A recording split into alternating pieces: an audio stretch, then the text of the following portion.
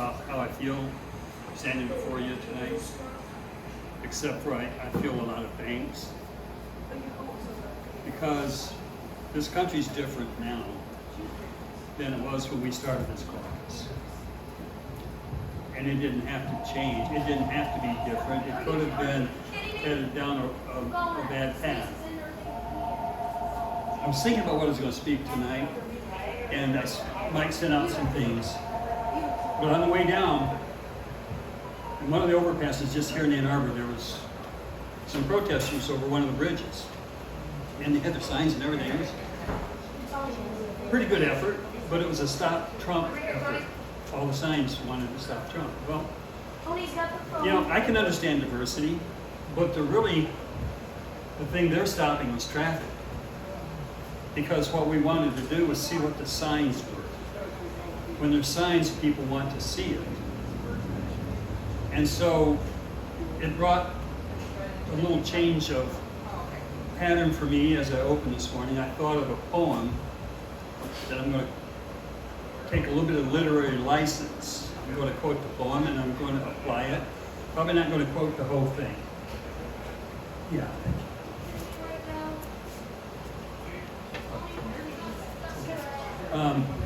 Probably not going to quote the whole thing. It's Two Roads Diverge in a Yellow Wood. I think the name by Robert Frost. I think the name of it is Two Roads Diverge. As I see the divergence in our country, where we were and where we are, we still have to look at what some call the other half. As I try to quote this poem, I would like us to take the viewpoint of a person looking down a path that has a fork in the road. And I would like the two paths to represent the divergence of opinion that our country has. Our country collectively as a whole thinks differently about the direction we should go. So that caught my mind just at that overpass when I saw the protest of Donald Trump. So I'll quote it and then I'll try to explain some feelings on it, and then we'll get to what the text was. And I'll try to do it quickly because I'd like questions and answers. And there'll be some other folks come in. So, Robert Frost. Two roads diverged in a yellow wood, and sorry I could not have traveled both. Day one traveler, long I stood, looked down one as far as I could to where it bent in the undergrowth. Taking the other, just as fair, and having perhaps a better claim, because it was grassy and wanted wear. But really, as for the passing there, it warned them about the same. Two roads diverged in the yellow wood, and I took the one less traveled by, and that has made all the difference. So I think about the Willow Run Tea Party caucus when we started. We were looking down that road, as America was. President Obama had been elected, and we had two choices. We were looking at two paths, and one of them was socialism, one of them was what we call capitalism, but we like to call it constitutional limited government. And if you have the principle of constitutional limited government, you're going to have capitalism involved in that. So the Tea Party got, we didn't get stuck with it. We are free capitalists. We are free traders. Right. So when I look down the path that forks in the road, as a country, I see a lot of effort on the other side. These folks don't see the same way that we see. And so there's a divergence, and we're looking, as a Tea Party, we looked down one as far as we could to where it bent in the undergrowth. What we did was saying, how far can we take this? How far can we take constitutional limited government and put it on government? How can we do this? And that bend in the undergrowth, we didn't know where it was going to take us once we got there, but we did get there. We chose the path less traveled by. And it has made all the difference. When I see the protesters in Ann Arbor above I-94 there, I had to get close enough, and I didn't put my brake lights on, but I slowed down a little bit so I could read the signs. They were protesters of Trump. They wanted to stop Trump. Well, like I said, they're not going to stop Trump because Trump isn't the issue. I'm looking at the people who are the issue. How you doing? So, how can I put this in perspective? Two roads diverge. I want to respect the opinion of the people I oppose. I don't want to throw them out. They're Americans, and they just see things wrong. I don't discredit them as people. But if they take that path of less resistance, then they will go faster. We don't choose a path because it's easy. We chose a path really because it was necessary to get there, not because it was easy to travel. And ever since the beginning of this caucus, I have been astounded at the efforts from the very beginning of what we did. I need, just a minute, I need to get my paper. Roger, could you bring me up?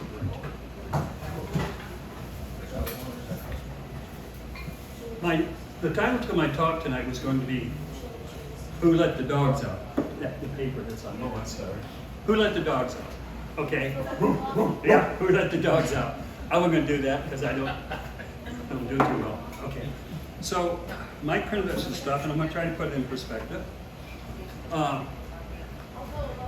My view is, we'll talk about who the dogs are and who let them out. My view is the Willow and Tea Party caucus was a huge part of the ones who let the dogs out. We were the gatekeepers. We were the ones who unlocked the gate. I want to talk about something that's going on right now that's so important. And that is what President Trump is about ready to do, and I think he will do it. And I'll get there because I want you guys to start interacting with me. I'll have you answer the question, who you think the dogs are. Now, we know who let them out. We're the ones that were the gatekeepers that let them out, that turned into MAGA. Okay? That's where the Tea Party went all across the nation. MAGA. That's who we are. And I hope government never forgets that some Republicans have. But ever since the beginning, we were mission-minded and motivated to hold government limited to the Constitution. And we'll talk about the Constitution here in a little bit. We'll talk about the Insurrection Act of 1807. It's very important, very relevant today. But what did we do? What did we do? America, freedom in America, dodged a bullet. We dodged a bullet sure as Donald Trump dodged the bullet, and God turned his head, and I believe God turned the head of this country to dodge a bullet. And it wasn't necessarily Hillary Clinton, but she would have been the one that would have pulled the trigger on us as a constitutional republic, because she admits it. I'm not going to badmouth her. She admits that she was a card-carrying communist. She wasn't the socialist that's like the guy that's running for mayor in New York.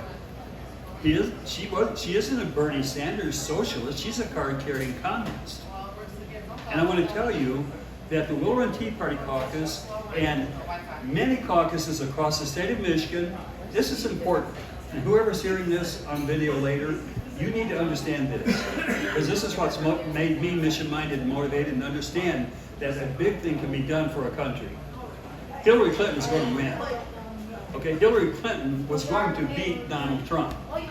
She had a 3% cheat margin in 3 states that she was counting on, and it would have worked. Wisconsin, Pennsylvania, and Michigan. But when Donald Trump got elected, he won Michigan by 7%. He won Wisconsin and he won Pennsylvania. I think it was similar. Why did he do that? Because we weren't called MAGA. We were called the Willow and Tea Party caucus. Was mission-minded and motivated, and a lot of people call us idiots. But it didn't stop us. We were motivated to get out. The days that we had Well, Herman Cain, the days that we had Sarah Palin. We had 4,000 people, Sarah Palin. They weren't here. We had it called Patriots in the Park.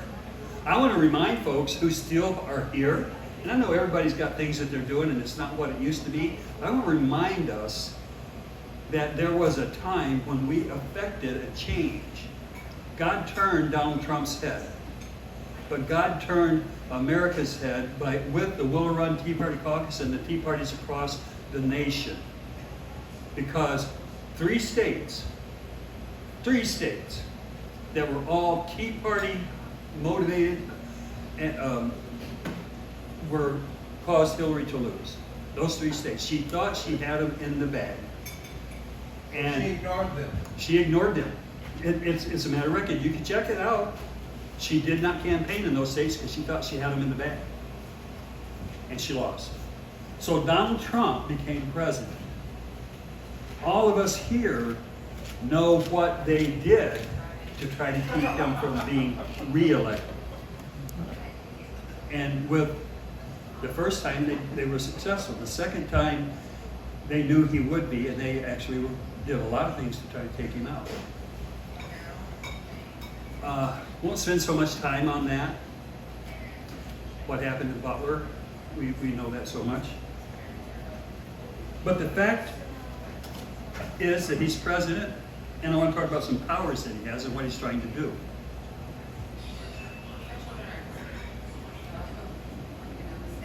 Have you got any insight on the shooters, both Butler and... Well, we could talk about that, maybe with question and answers, but let me get through the text that I want to finish with in my mind. That's important, who set that up. But what I want to focus on for the few minutes that we have, this isn't like what we used to do. We used to be able to stay here till 3 o'clock in the morning, you know, and that was a lot of fun, and we'd have question and answers going back and forth. But Donald Trump has ordered martial law into Washington, D.C.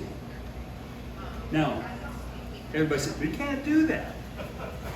Well, Washington, D.C. isn't a state. Washington, D.C. doesn't have a governor. Washington, D.C. is a territory.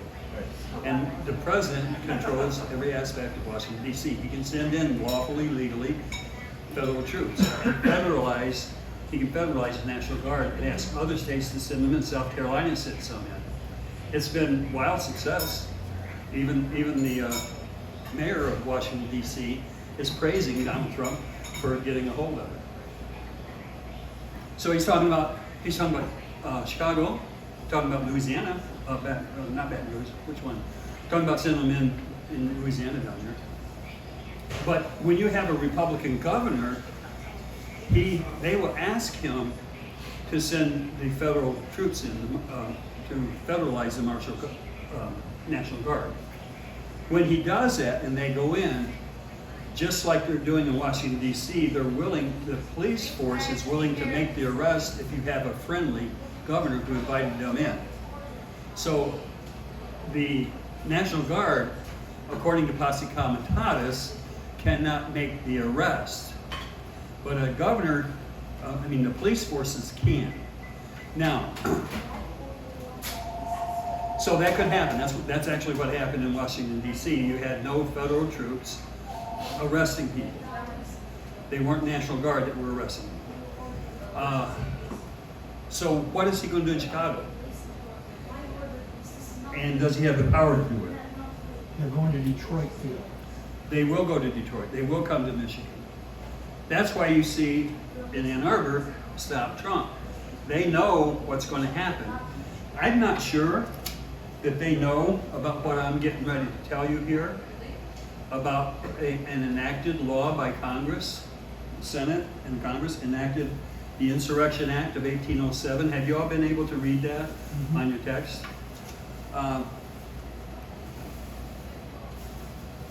They do bring in ICE agents with them, don't they, when they go to the... Say again? Don't they bring in the ICE agents, though, to help out? ICE agents, yes, but that's for deportation of illegal immigrants. But that helps clean the cities up, too, though. It helps clean the cities up. This isn't the issue, cleaning the cities up.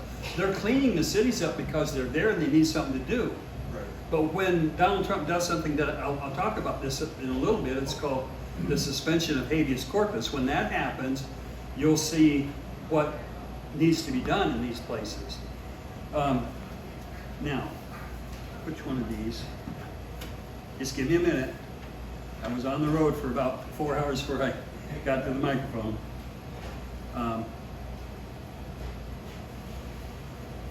The Insurrection Act of 1807 is a U.S. federal law that allows the president to deploy military forces domestically to suppress insurrections or enforce laws when civilian authorities are unable or unwilling to do so.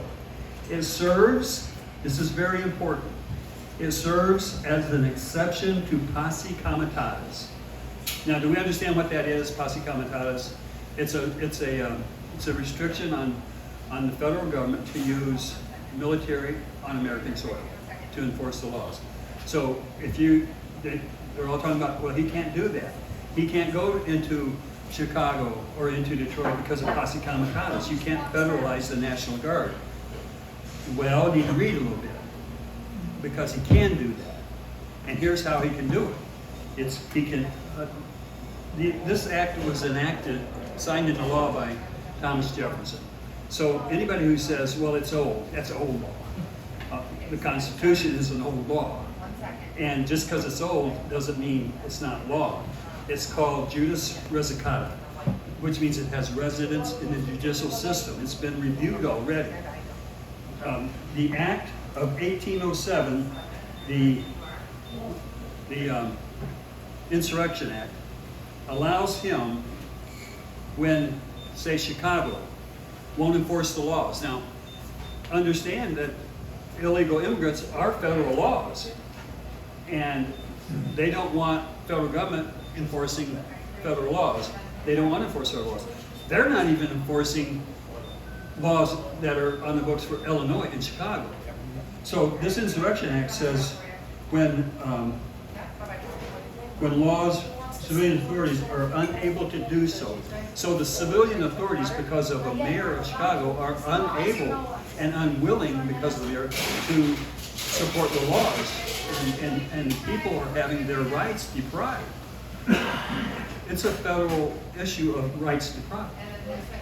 And so Trump has the authority under the Insurrection Act to go in and do that. Now I'll tell you why he's going to wait.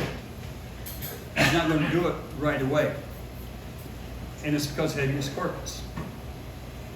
If he does it now, see, he didn't have to suspend habeas corpus to go into D.C. He already had, that was the territory. He has the authority there, just like a marshal, like Marshal Dillon, and Festus.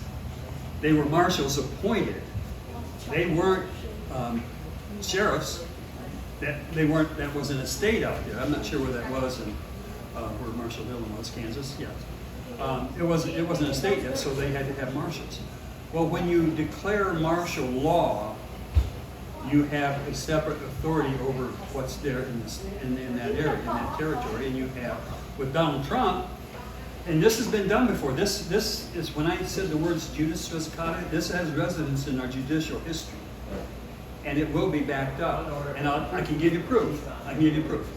The Ninth Circuit Court of Appeals, the most liberal circuit court in the nation, when Trump went in with Federal National Guard into LA, everybody said that's going, there was a Judge Breyer, but it wasn't the Supreme Court Breyer, it was a different Breyer, put a temporary restraining order on his ability to do it.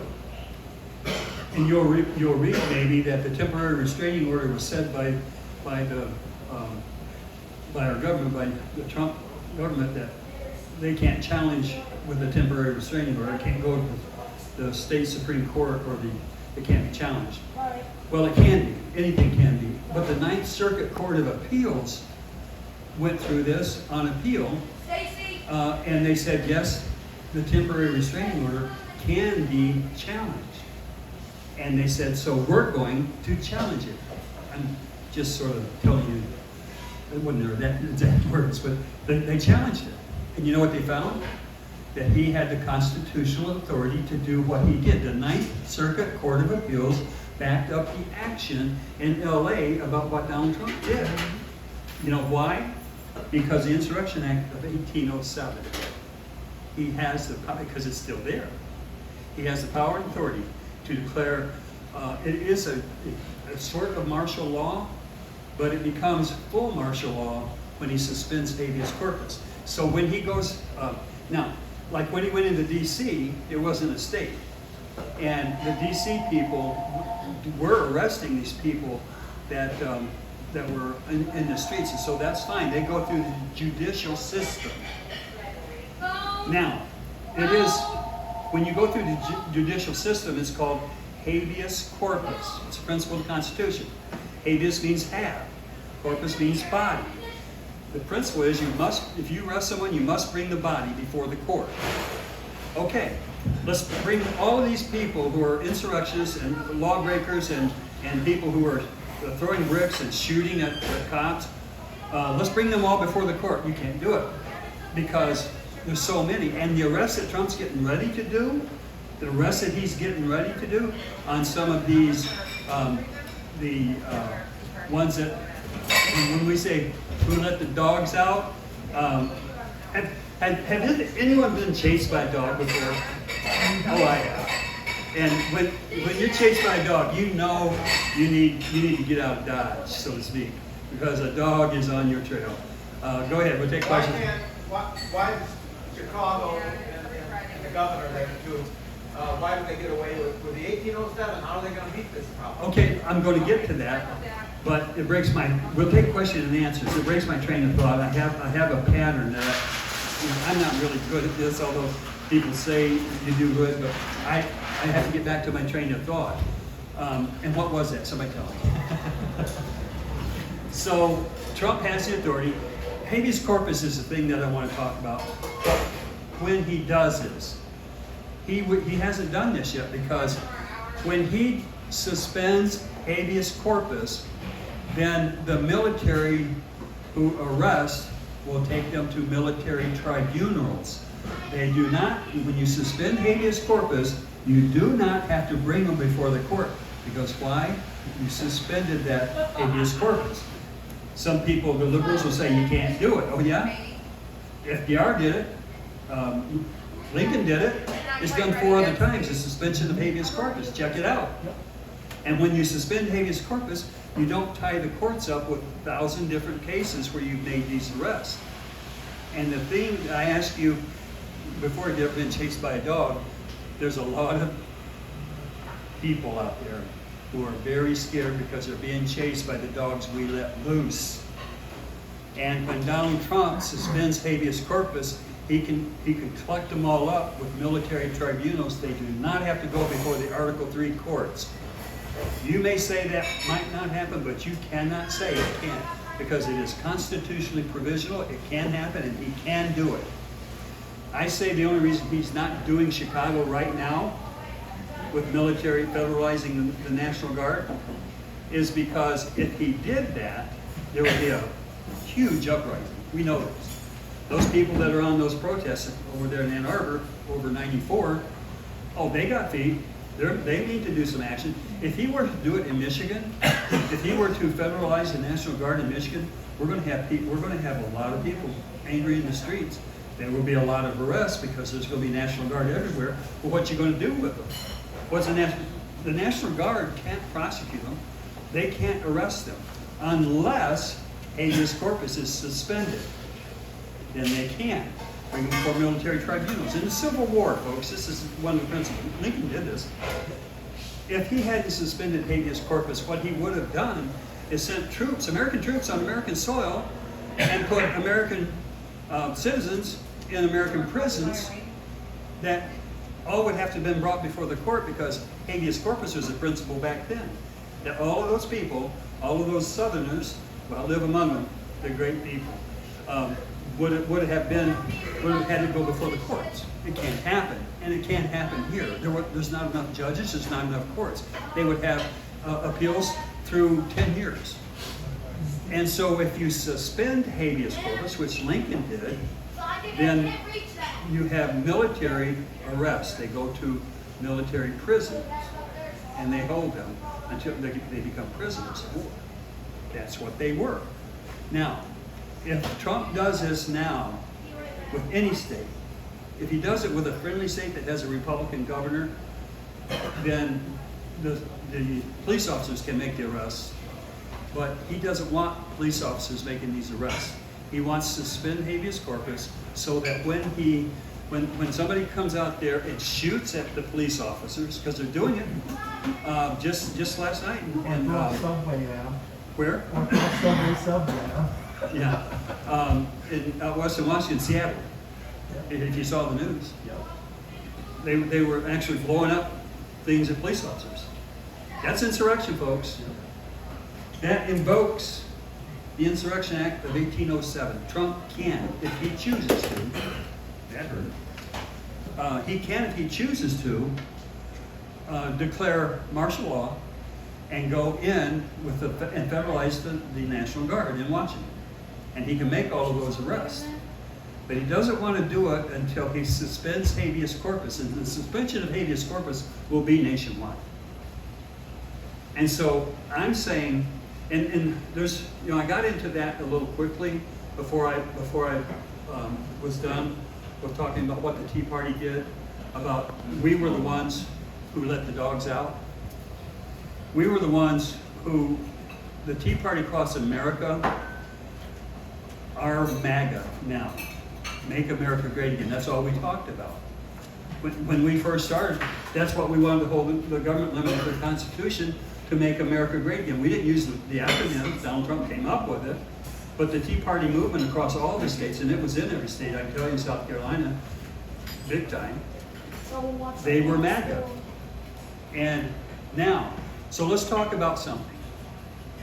Who were the gatekeepers? Who let the dogs out? And who did the dogs go at? Who were the dogs? I'm going to give you an example of what I say a dog was.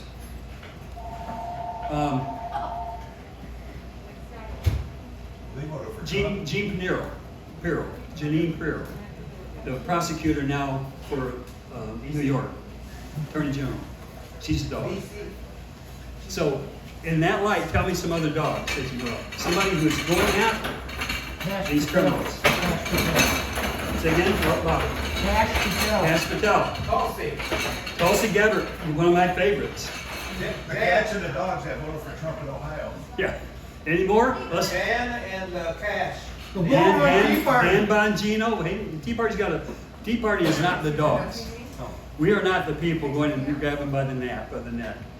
But we are the gatekeeper of the dogs. That's what I'm trying to say. Who let the dogs out?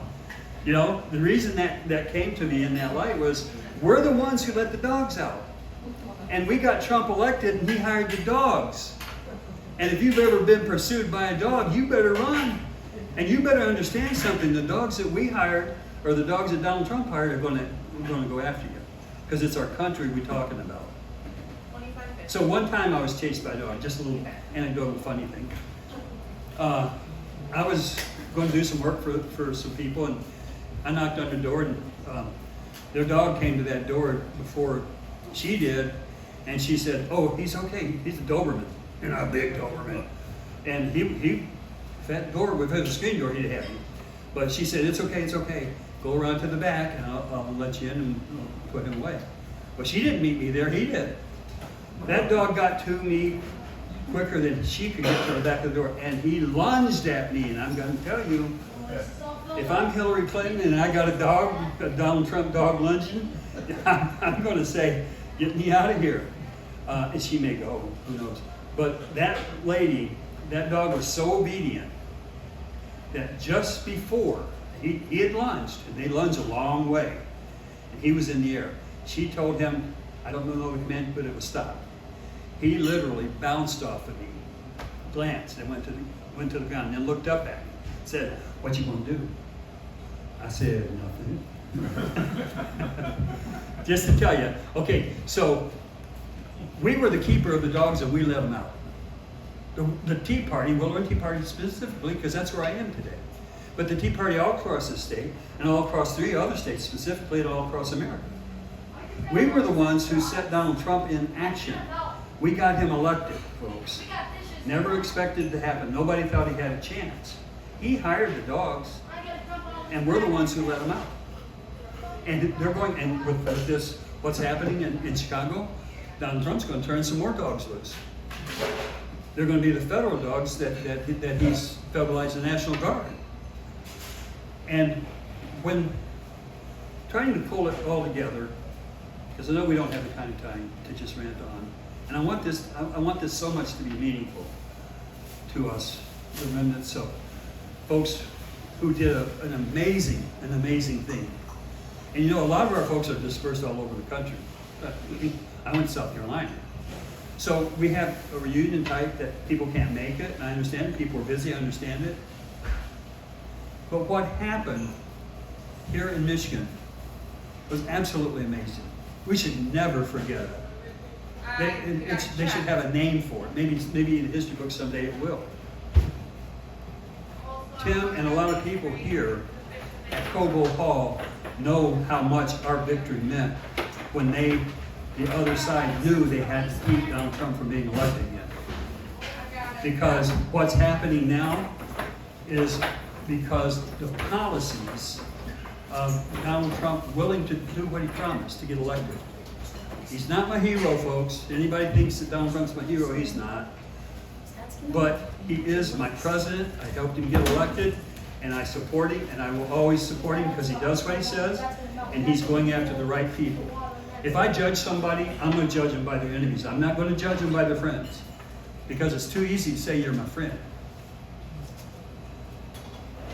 I tell everybody that Tim's my friend, but that don't mean that Tim is my friend. But if I show myself to be an enemy of Tim, you show it with passion. Enemies show with passion. Friendship is shown passively. Put your arm around them, you know. But when somebody shows themselves to be your enemy with passion, you can label them enemies. So I judge a person by their enemies. And Donald Trump has all the right enemies. All of his enemies are my enemies. And I wanted to focus a little bit about who the dogs are out there, and we named a bunch of them, but there's a bunch more. We won't take the time to name them all, but there's a lot of them who are not nipping at the heels, they're going for the jugglers, and they're out there. And the left, the socialists, the communists, are afraid that they can't win now. And they can't, and the reason is God is not on our side. We are on God's side. You make choices. It's just like the fork in the road, the divergence. You choose which way you're going to go. And the MAGA movement and the Tea Party movement for years has chosen the principles of God to be invoked on our leaders. And we vote for those who espouse them. And some of them disappoint us. When you think of abortion, just think. I thought part of what I wanted to do here, if we had enough people to do it, I wanted just to recall the successes that we had while we were in Caucus here. Yeah. Just the successes. So the one I always refer to is 2 blocks down the road. Right. You'll remember the night when we set up in here, I strung lights all over the parking lot. We put tables and chairs out there, and it was a pro-life rally. We had people from all over the state come to our pro-life rally.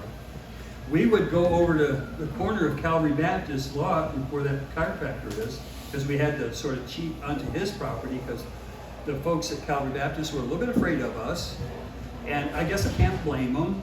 They didn't know where we were going to do. They didn't know what kind of things we were going to bring back on the church, so we didn't have permission to rally on their property. And I love them. I don't blame them. But I heard this from somebody one time. Forgiveness is easier than permission. So I sort of cornered into the chiropractor's lot, and we set up a trailer, microphone. We had Wham radio. We had all the pro-life people. We rallied. And we had a march that went over top of that bridge and marched down and prayed in front of that abortion clinic. It was a pro-life rally. And I can tell you, most of you will know that we did that often. About once a month we had a rally. The day I resigned, the day that you folks gave me a nice little party, Denise Manager Soltz came to me and told me, Dennis, did you hear? I said, I don't know what. The abortion clinic, Planned Parenthood, which I understand they didn't commit abortion there, but I'll tell you what they did do. But let me tell you what Denise told me. She said they had to sell. They were going bankrupt. And guess who bought it? I said, tell me, it's got to be something good, Denise. It's there now, the Family Life Center. So instead of going in there, mothers going in there to prepare their babies for death, they're bringing their babies in to learn how to care for them in the middle floor. I went over there some years later and wanted to meet them. They're Catholic ladies, dedicated people to pro-life and their faith. And they were so happy to meet someone from the Caucus, from the WRTPC Caucus. They knew what we did, and we had a picture taken with them. That's great. But when you talk about what we did, that's what we did. You know why we did it? It's because who we are. The baby has constitutional rights also because Samuel was known by God in his womb. Yep.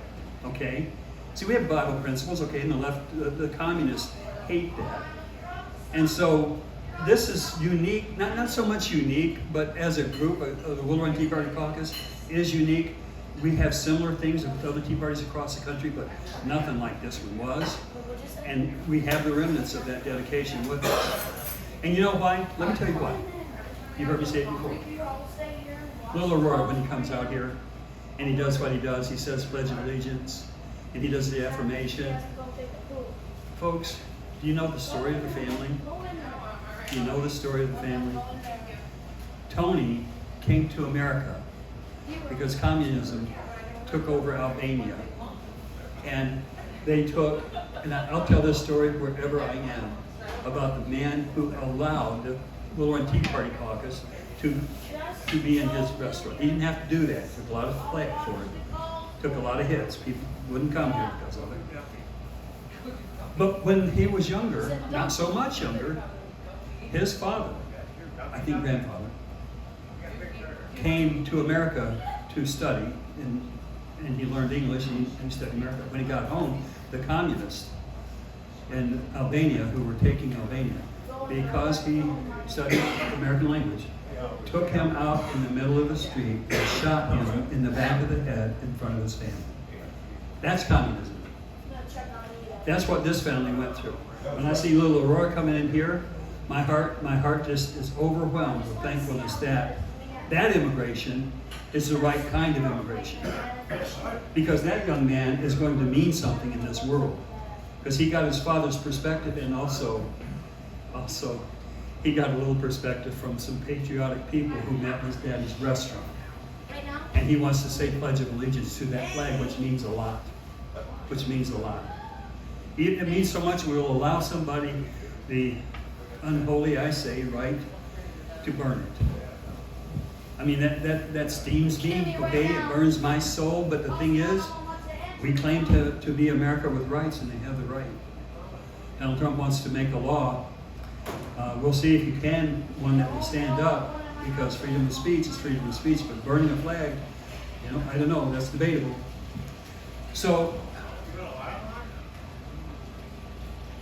when I think of what Tony allowed to happen here, and then what has happened, and the things that are accomplished, okay, we're going to name some things. That's where I want to go. Some real good and relevant things that happened in this caucus. I'm going to start with one. Who remembers Glenn Beck? He's still out there. Who remembers Glenn Beck sending a camera crew here? Yeah? Glenn Beck sent a camera crew to this little restaurant set up right here with cameras and interviewed every single person that was there, asking them, why are you in the Tea Party? Why are you doing what you do? Glenn Beck was interested. So, yeah, that was pretty cool, huh? That was one thing. Who remembers Herman Cain? Yeah? Twice he came. Herman Cain stayed here like 2 o'clock in the morning one time. You know, he was hated so much by the left that LA sent, we had a press table back there in Los Angeles, sent one of the press people, and she was really angry with Herman Cain. And Herman Cain came with a big protector. This guy was almost 7 foot tall and almost that wide. I'm going to tell you, he was pretty big. And this little gal back there, she came running at him and at Herman Cain. I don't know if she had a question. I don't know. Who knows what she was going to do. But this big fellow, Herman Cain was walking right around here where my favorite seat is. And as a matter of fact, I was in that seat. And that big fella stepped out in front of her, and she had enough inertia about him to knock him into my table, ruin my French fries. Where are my French fries? Yeah, right there. So that's kind of funny, but the reason I bring it up, it's real. Herman Cain came here twice. You know why? Because they thought we were effective in politics in getting people elected. We were able to get Sarah Palin, 4,000 people over at Patriots in the Park in Belleville. Yeah, we did that. Well, I understand somebody else paid the money to get her here, but you know the people that paid the money to get Sarah Palin to come to the Willow Road Tea Party cause event? The reason they paid that money was they thought we could get something accomplished in politics. And we could. Who knows that I was on Comedy Central? You knew that? So, you knew it too? So, John, what's his name? What is his name? I can't remember his name now, but he thought it was kind of funny that I was against the bridge, which now they're completing. That wasn't so successful, but Matty Maroon came and asked us if we would support his position of a constitutional position, by the way, that he had a treaty with Canada, and he bought it with Warren Buffett when he bought the bridge. He bought the treaty also, and the treaty said that if you had the right for expansion for the bridge. So the new bridge that they wanted to build would be a violation of his treaty rights.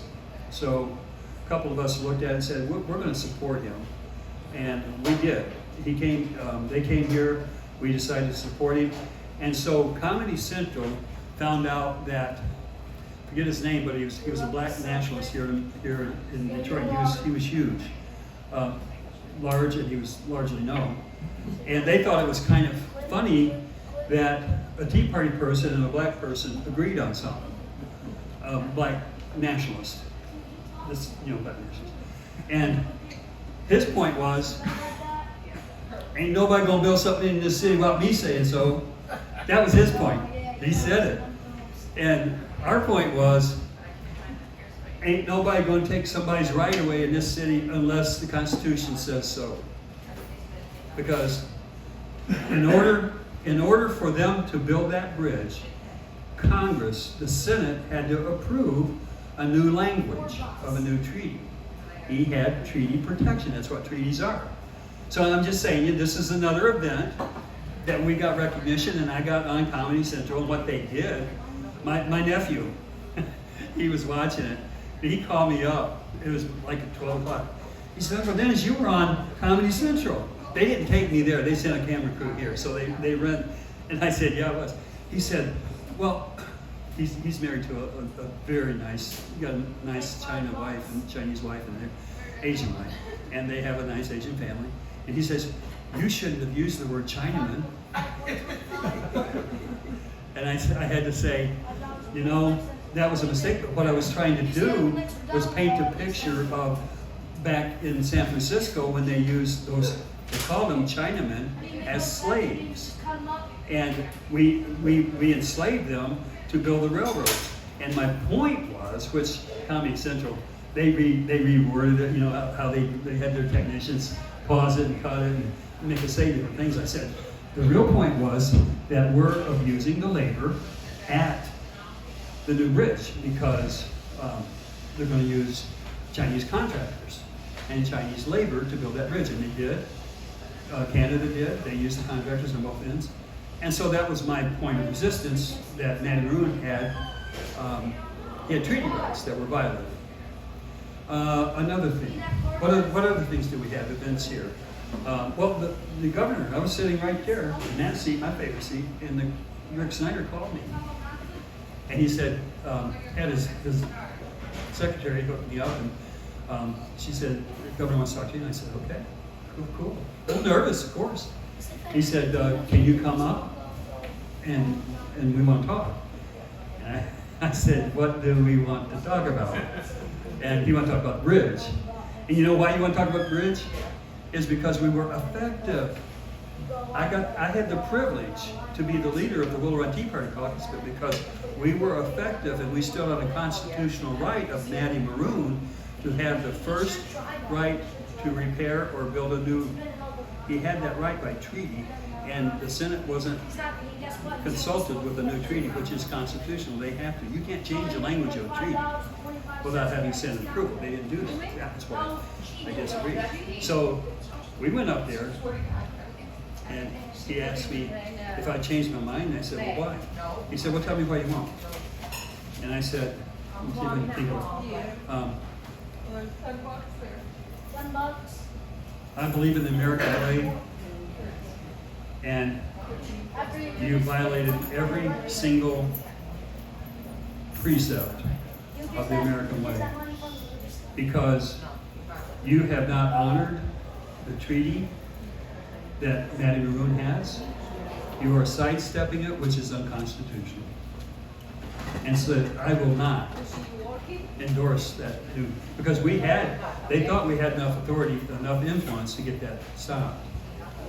But we didn't, because people were constitution minded. Enough of them.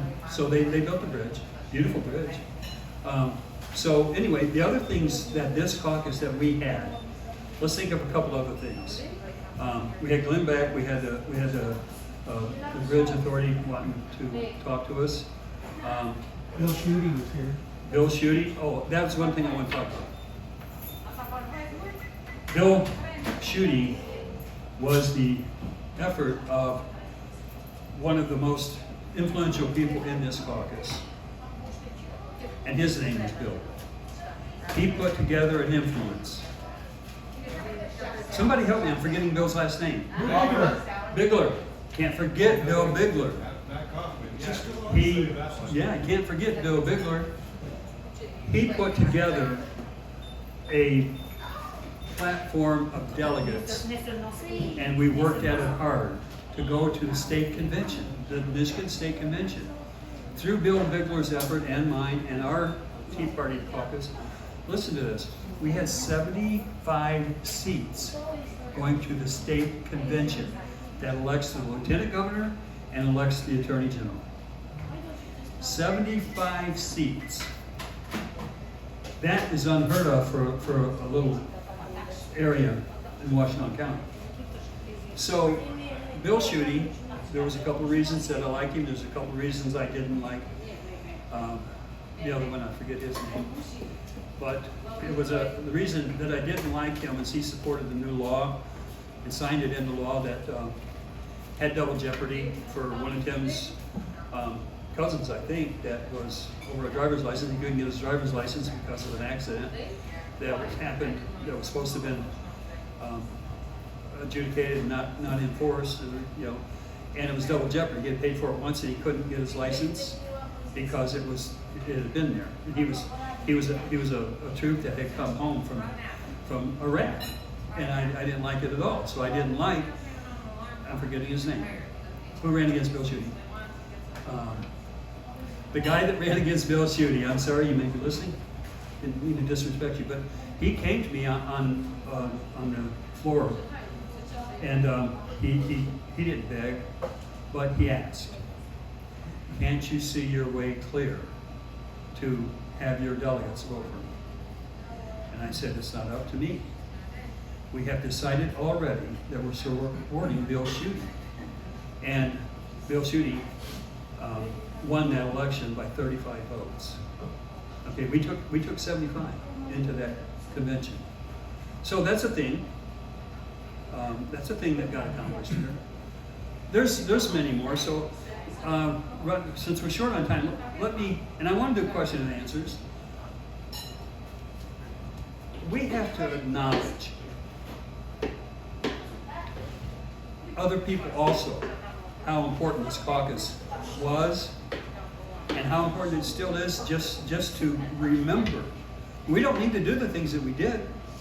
We accomplished some really great things that changed the course of this nation. We have people who are divergent, people about 50-50. They want socialism. They believe they want socialism. Look at New York and the mayor that they're going to maybe elect there. That's going to be the Democrats' worst nightmare when that guy runs, when he gets the nomination, because they're going to have to decide, do we support it in the midterms? We would like him to win the nomination. I forget whatever his name is. I forget his name, but he's an avowed socialist. Mamami the Kami. Mani the Kami? Mamami, I think it is. Okay, Mamami. Well, that's going to be good for people who are running for the House in the midterm elections. And then you got these governors who are brave enough to do redistricting. Do you know that they're calling for, Donald Trump may sign an executive order that says when that census, the last census was taken, if you counted an illegal as a person in your state, it has to be recounted. You can't count illegals as people in the state. Because let me tell you what that did. It gave more districts in the state. If you've got 144,000 illegals in your state, the population means you get another district. I think it's 144,000. So then the governor and the House legislature gets to gerrymander the state in order to put that extra district in there. And it's another House member. So Donald Trump is saying, you're going to have to recount those illegals because they shouldn't have been counted as persons in the state. Well, it's a constitutional issue. We'll see where it goes. But what's happening in Texas, we picked up 5 seats because they re-gerrymandered, just like the Democrats have been doing forever. Illinois, one of the Fox channels showed how that their state had been gerrymandered over the years. It's a common practice. They have the right to do it. But we picked up 5 seats in Texas. California, we may pick up seats in California. But anyway. Missouri. In Missouri, absolutely. I mean, Missouri is, they're going to do like Texas. Yeah, they will. And so be careful what you wish for when you're government. So we're going to go to some questions. Hey, Steve. Good to see you, buddy.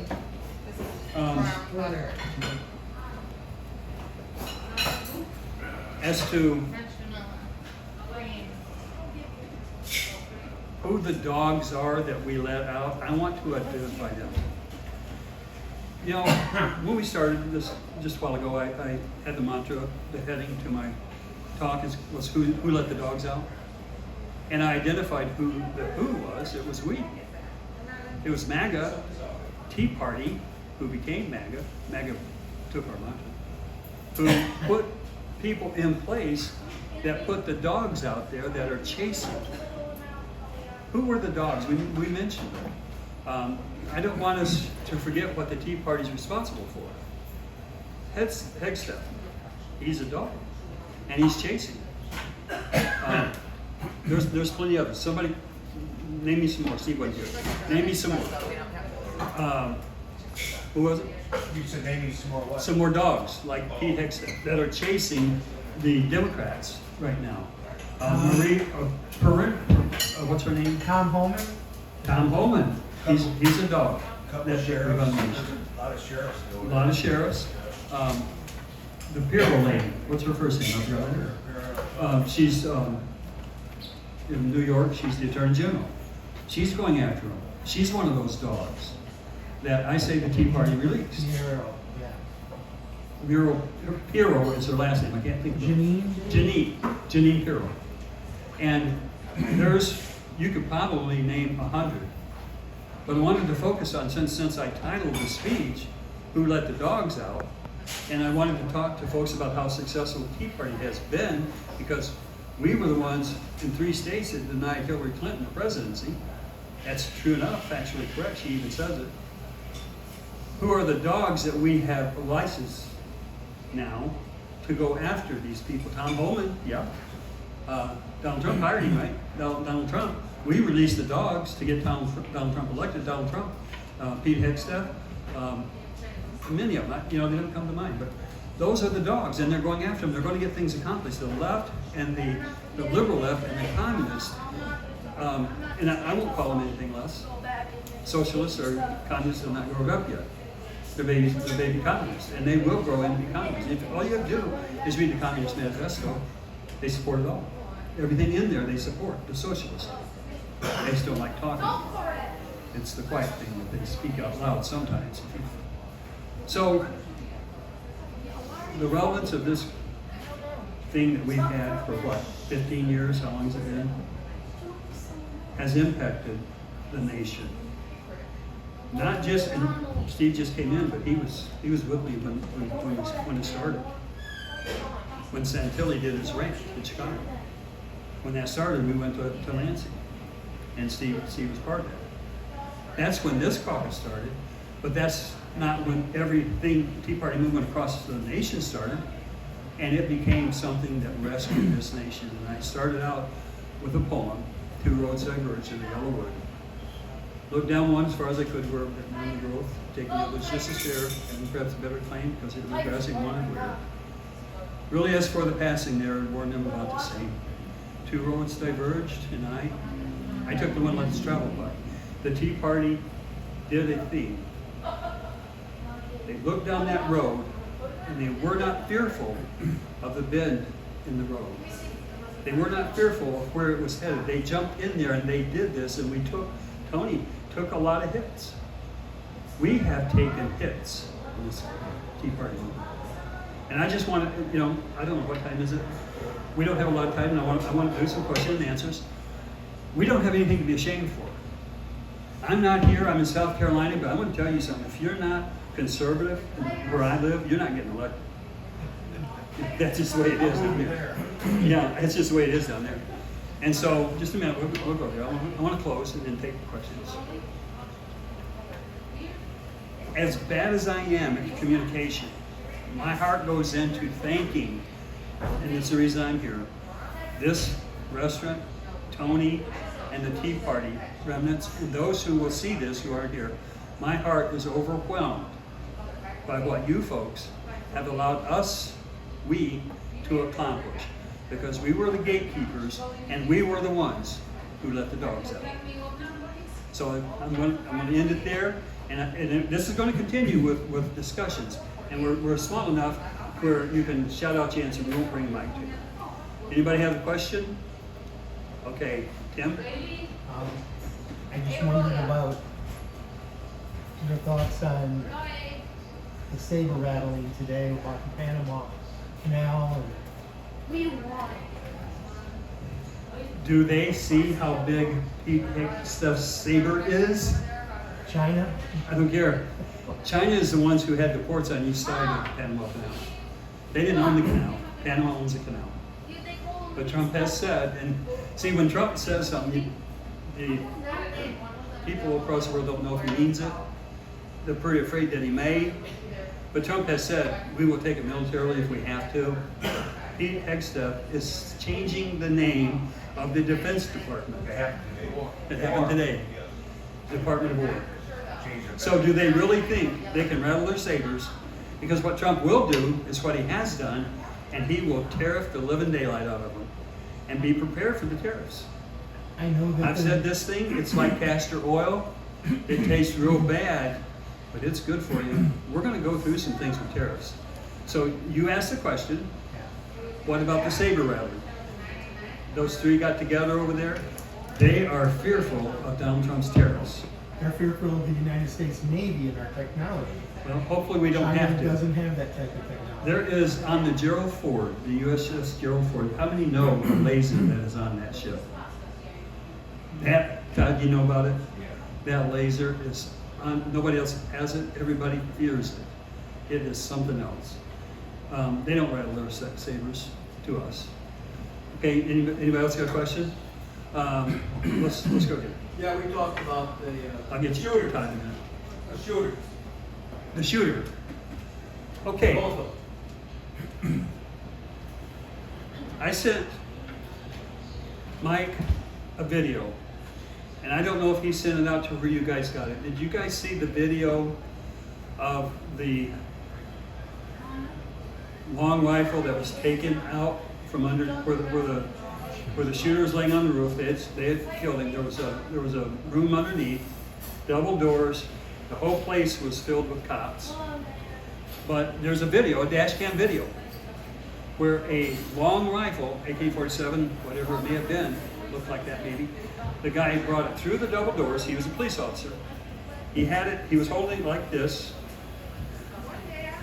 and he had his phone in this hand.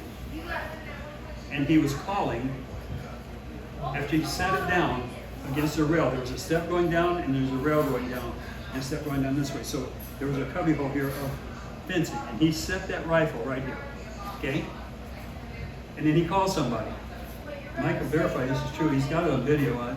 People can get it. And it wasn't 2 or 3 minutes, but what a person who had already come out of that room that was searching inside there, they thought somebody was cut in there. Because he got cut on the fence, there was blood in there. So they had all kinds of police in there. And this one guy came out, and he had his gun on him when he came out. You know how they carry him. So he went out, and this call was made after this other guy set this gun down. This same guy came back up around to this place, to the steps. This other fellow was still on the steps, and he didn't have a gun on him. No, that gun was not on him. I'm gonna be young. Was this Florida or Pennsylvania? Pennsylvania. This is Pennsylvania after the shooting, after the kid was killed on the roof. So I'm going to ask you, I'm going to try to give you this example, and then I'm going to ask you a question.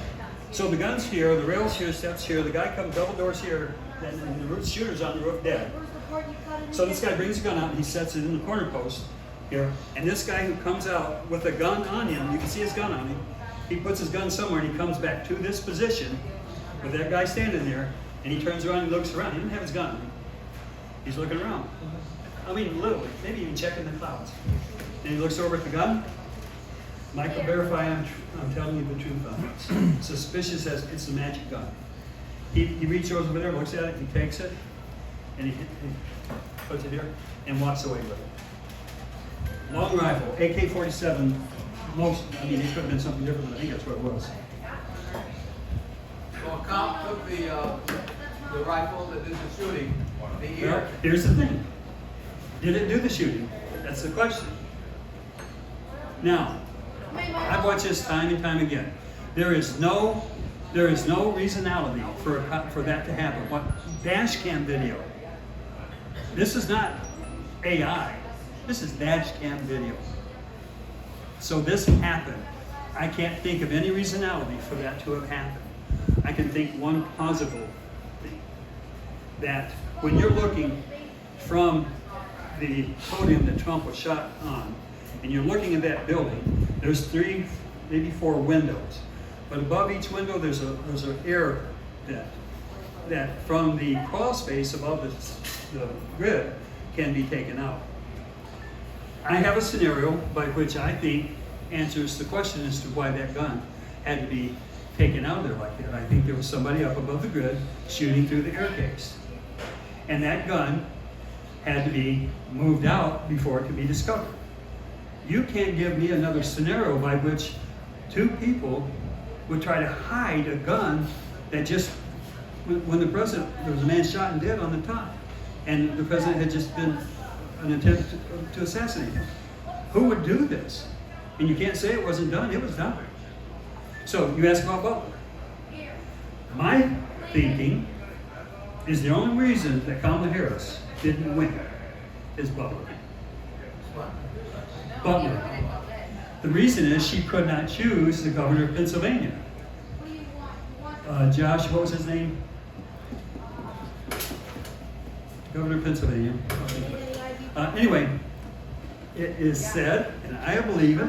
I know that. Shapiro, Josh Shapiro. Why didn't they choose him for vice president? Had they chose him for vice president without what we call baggage that could be discovered, Kamala Harris had a lot better chance than they had won. But why didn't they choose him? It is said by some conspiracy people, and I'm one, I didn't say it, I heard it said, and I agree with it, that Josh Shapiro orchestrated it. And that was his men that were getting that gun out of her, that he had ordered. Okay? So I believe it. Sorry, Josh. If there's proof that ever comes around, maybe. We always hear it because he was a Jew. That's the word. That's why he was not chosen. That's what we always hear. Well, you know what, it's a good point. I'll come right to you. It's good. I'm glad you brought that up. Why are we always picking on the Jews? Sometimes they deserve it, sometimes they don't. But right now, that is just so not true. That they didn't choose him because he was a Jew. They didn't choose him because if he got the platform, he would be scrutinized and has too much baggage on some of these fellas that he had to oversee this act that's on that video cam, fellas and ladies. It couldn't have happened without him knowing it in his state. These people that did it, maybe Mike can send that out later and you can get it, but it's a video that just absolutely proves that it was a covert thing. It shouldn't have been done, but it was done. The magic, not the magic bullet, but the magic gun. Todd? My question to you is, are you worried about the over-exaggeration that Trump does in hurt the party down the road? Give you three quick examples. One is he signed an executive order to help baby drill when he came back into office again. And we're still down from drilling and still down from fracking 6 months later down the road.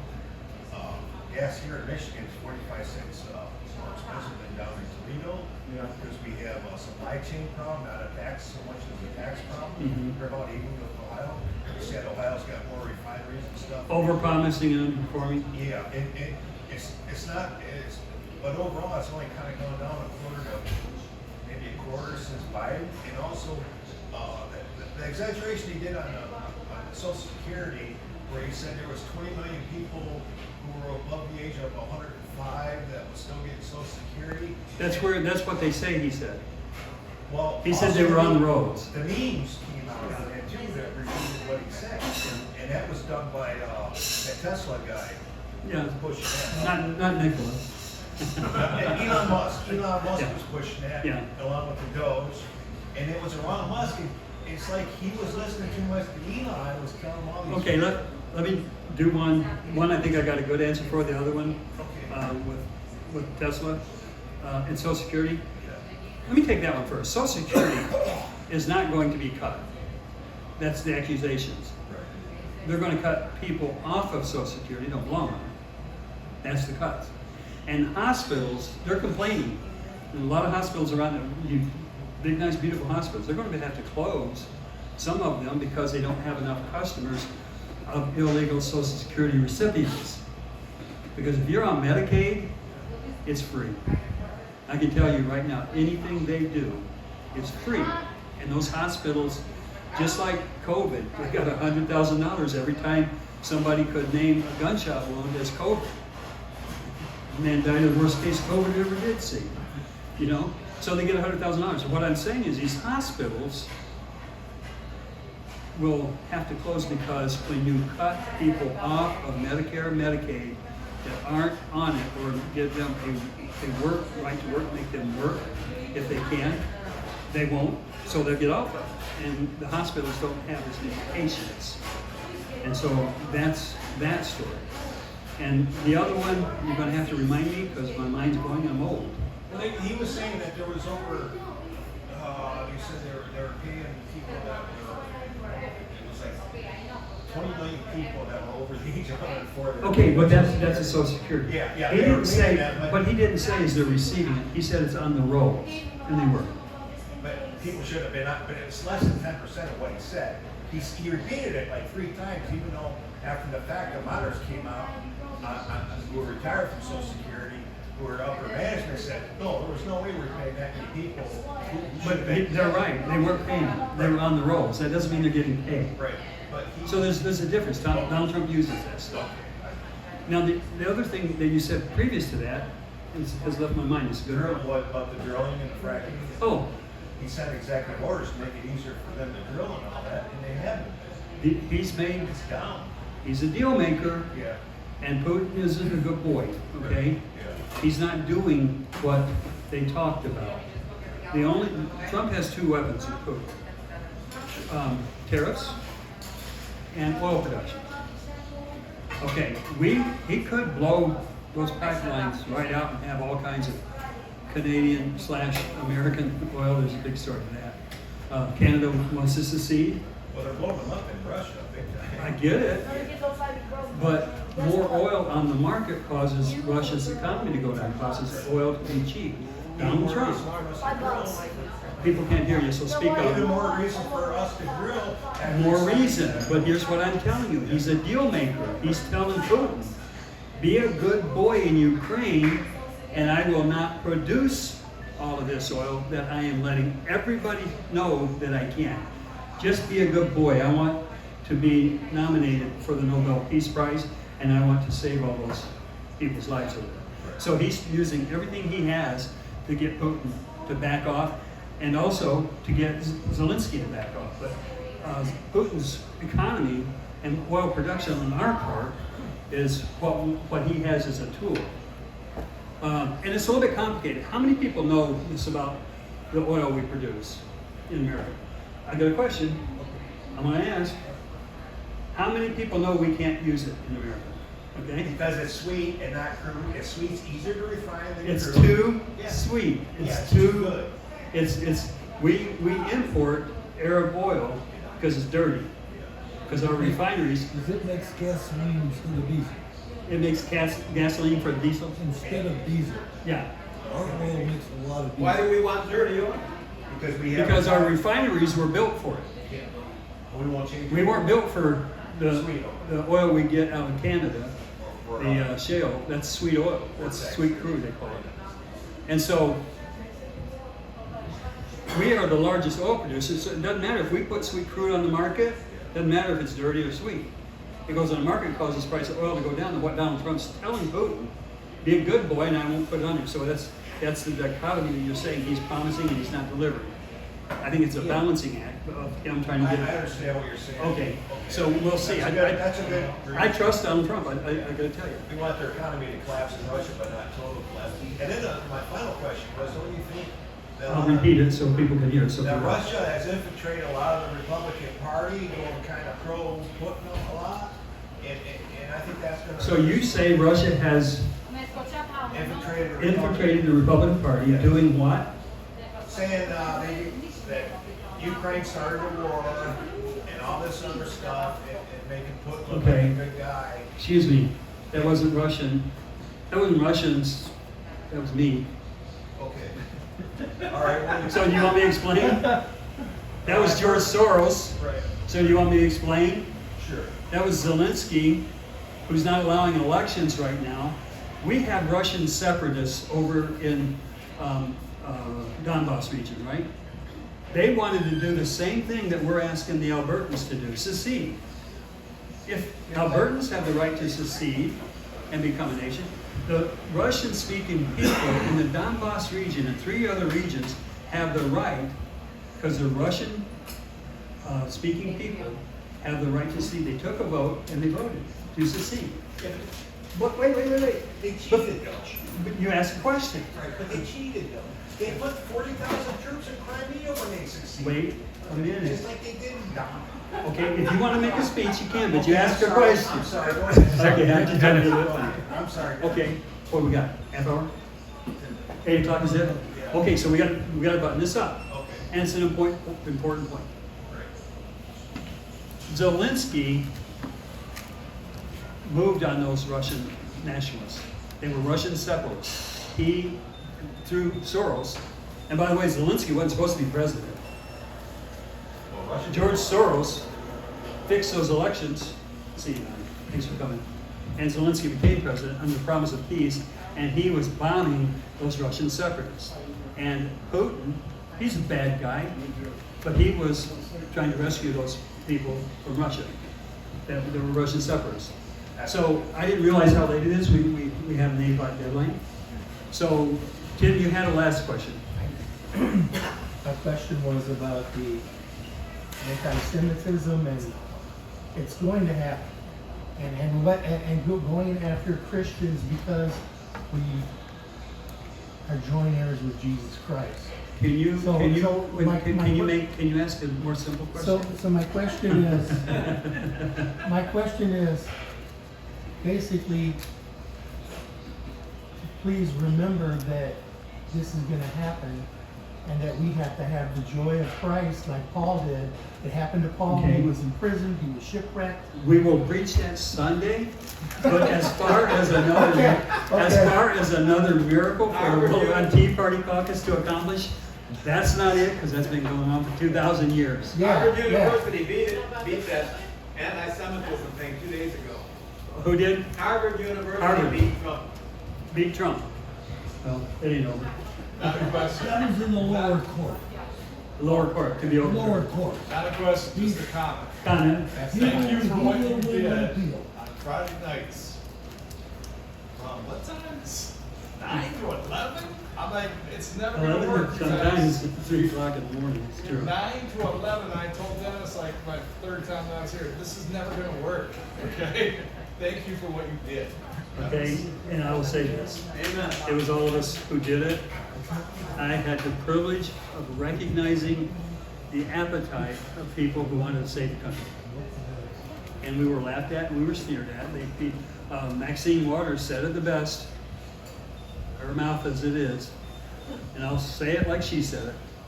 Forgive me, Lord. The Tea Party caucus can go to hell. They thought we weren't going to be able to do anything.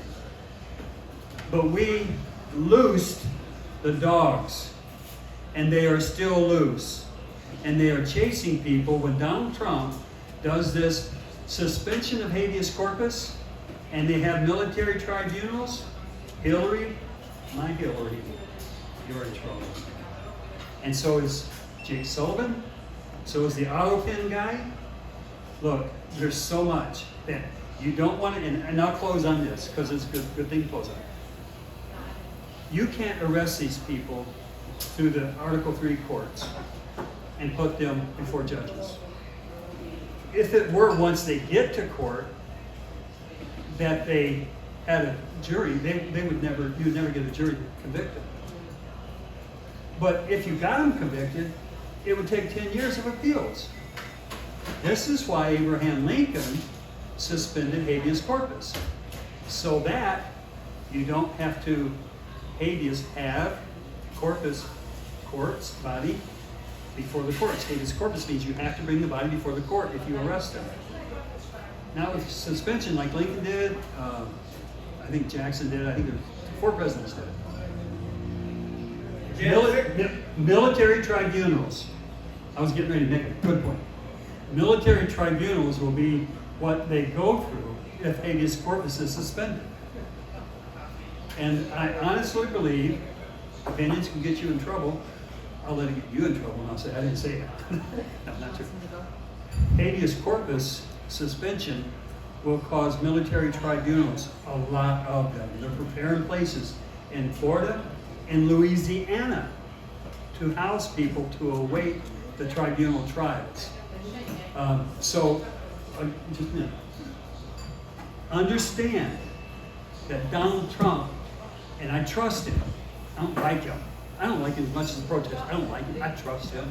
I know he's going to do what he says, and I like what he's doing.